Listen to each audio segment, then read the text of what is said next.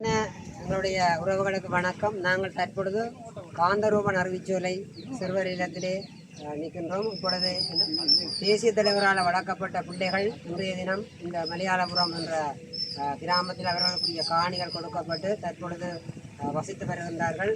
சுமார் 1.5 வருடங்களுக்கு மேலாக இந்த காந்தரூபன் அறிவிச்சோலை பிள்ளைகள் நீர் வசதி மின்சார வசதி இல்லாத நேரத்தில் நாங்கள் நிறைய உறவுகள்கிட்ட கேட்டு நின்ற போதும் எங்களுக்கு கூடுதலான உதவிகள் கிடைக்கவில்லை.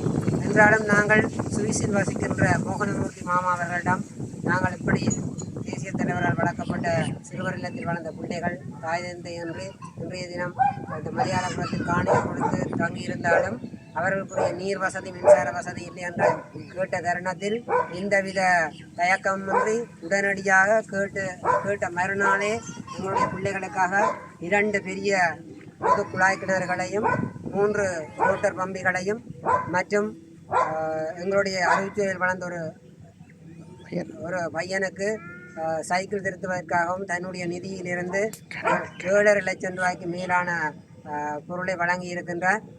மேலும் எங்களுடைய பிள்ளைகள் அதிகளவாக தாய் தகப்பன் இல்லாமல் வாழ்ந்தாலும் எங்களுடைய காணிகள் தலைவரால் வளர்க்கப்பட்ட அந்த காணிகளில் நின்று இன்றைய தினம் இந்த நீர்ப்பாம்பிகள் அடித்து கொடுத்ததனுடைய சந்தோஷம் இன்றைய இவ்வளவு குடும்பம் சுமார் 18-20 குடும்பங்களுக்கு மேலாக இங்கு வசித்து வருகின்றார்கள்.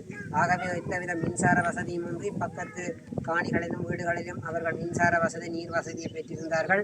ஆகவே நாங்கள் இந்த சுவிஸ் மோகனமூர்த்தி ஐயாவிடம் நாங்கள் கேட்டபோது அவர்களுக்கு உடனடியாக இந்த உதவியை செய்து எங்களுடைய பிள்ளைகளுடைய வாழ்வாதாரத்தையும் அவர்களுடைய வாழ்க்கையையும் சிறந்த முறையில் ஒளியூட்டி இருக்கிறார். அவர்களுக்கு எங்களுடைய அறிவிச்சோலை பிள்ளைகள் சார்பாக எங்களுடைய நன்றிகளையும் வாழ்த்துக்களையும் தெரிவித்து நிற்பதில் மன மகிழ்ச்சி அடைகின்றோம். நன்றி.